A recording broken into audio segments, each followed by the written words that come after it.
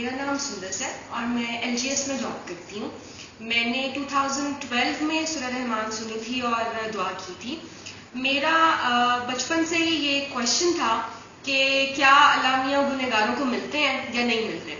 तो जब मैं यूनिवर्सिटी में आई तो मुझे बहुत ज़्यादा फ्रस्ट्रेशन होने लग गई कि मैं तो बहुत ज़्यादा गुनहगार हूँ और मैं तो कोई नमाज़ें भी नहीं पढ़ती और मैं पर्दा भी नहीं करती और मेरे अंदर बहुत सारे फॉल्ट्स हैं, लड़कों से भी दोस्ती हैं, सारा कुछ।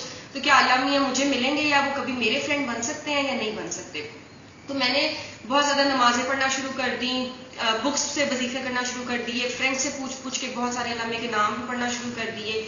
लेकिन मुझे समझ नहीं आ रही थी, मैं डे बाय डे मेरी तबीयत बहुत ज़्यादा ख़राब होती जा रही थी। मुझे हर वक्त फीवर रहता था, बुखार की कैफियत रहती थी, बॉडी में मेरी बहुत ज़्यादा दर्द रहती थी, मेरे हाथों पर उससे सेक निकलता रहता था और मुझे 3 साल से मुसलसल जो है वो उल्टियाँ आ रही थी और वो ठीक नहीं होती थी। इवन मैं डॉक्टर पे भी जाती थी तो वो पूछता था कि आपको क्या मसला है। तो मैं तब डॉक्टर्स हॉस्पिटल में as public relation officer job कर रही थी। तो जो मेरे कंसल्टेंट थे, मेरे बॉस थे, मैंने उनसे डिस्कस किया कि मेरी तबीयत बहुत ज़्यादा ख़राब रहती है। तो उनके पास एक उनकी कलीग थी, वो भी डॉक्टर थी, तो उन्होंने कहा कि तुम इनसे अपना मसला शेयर कर लो।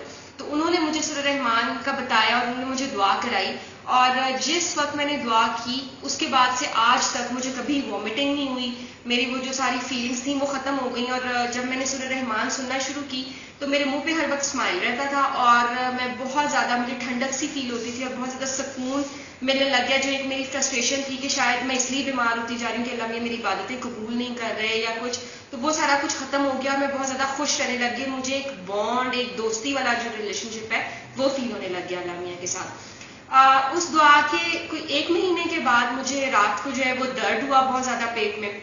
तो मुझे सर्विसेज हॉस्पिटल ले आए, यहाँ मेरे टेस्ट वगैरह हुए तो डॉक्टर्स ने कहा कि तुम्हें तो अपेंडिक्स है और उन्होंने मुझे एडमिट कर लिया। ड्रिप्स वगैरह लग गई कि सुबह 7 बजे जो वो मेरा ऑपरेशन है।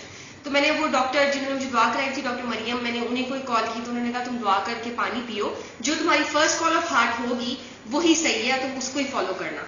जब मैंने ये मिनरल वाटर की बोतल यहीं से खरीदी और मैंने 3 घूंट पानी पिया तो मुझे ख्याल आया कि मैं बिल्कुल ठीक हूँ, मुझे घर चले जाना चाहिए। लेकिन मेरे घर वाले साथ थे तो मुझे समझ नहीं आई थी मैं क्या करूँ। लेकिन मुझे इस बात पे भी ट्रस्ट था कि मेरी फर्स्ट कॉल ऑफ हार्ट कभी गलत नहीं हो सकती।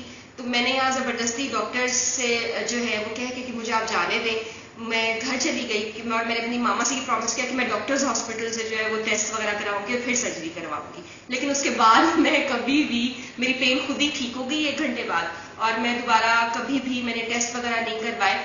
तो बेसिकली जो आपकी फर्स्ट कॉल ऑफ हार्ट होती है और जो आपकी दुआ होती है, आपने उसी पे ही कायम रहना होता है और हम उसी पे ही कायम नहीं रहते।